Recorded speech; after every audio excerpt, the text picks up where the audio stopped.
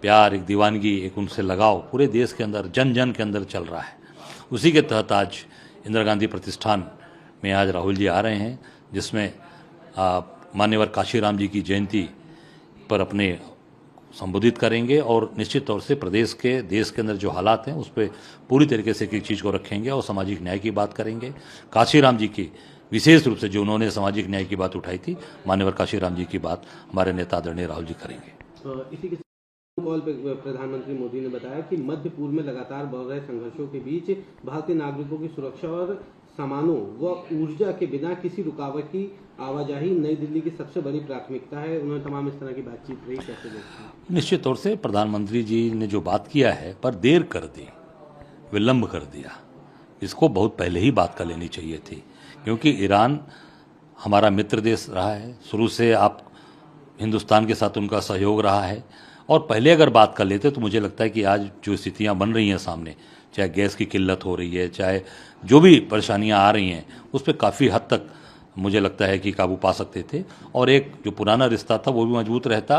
और थोड़ा जो लेट कर दी, 13-14 दिन बाद आप बात कर रहे हैं, जो पहले बात कर लिए रहते तो मुझे लगता है कि निश्चित तौर से आज जो समस्या देश में है वो समस्या नहीं होती। इसी के साथ पीएम ने एलपीजी कोशिश कर रहे हैं, कालाबाजारी करने वालों को सख्त चेतावनी दी है। नहीं, कुछ लोग नहीं, मार्केट में देखिए ना, पूरे आम जनमानस सड़क पर है। मैं अभी 2 दिन पहले गोरखपुर था, संत कबीर नगर था, रोड पे लोग बैठे थे। आज लोग बता रहे हैं कि लखनऊ से लेकर आपने गैस पूरी तरीके से किल्लत हो गई है।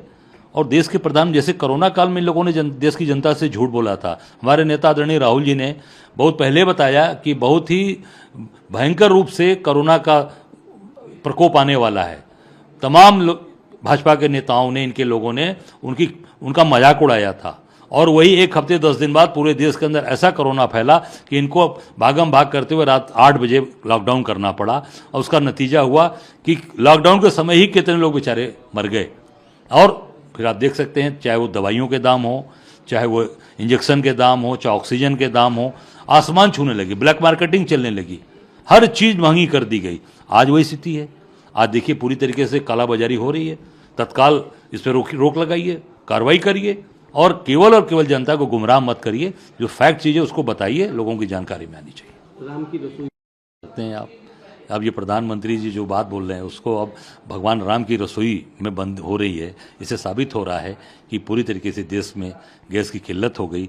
अब भगवान राम के नाम पे आप बड़ी बड़ी बात करके पूरी भाजपा की सरकार लेकर आए, पूरी भाजपा भगवान राम की बात करती है, आज भगवान राम की रसोई में किल्लत हो रही है। मुझे लगता है बहुत ही दुर्भाग्यपूर्ण है।